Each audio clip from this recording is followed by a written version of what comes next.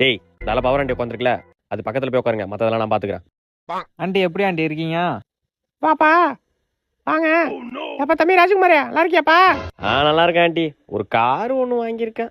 காரா? ஐயோ இவன் எப்படி வாங்கினான்? இவனுக்கு காசு எங்க இருந்து வருது?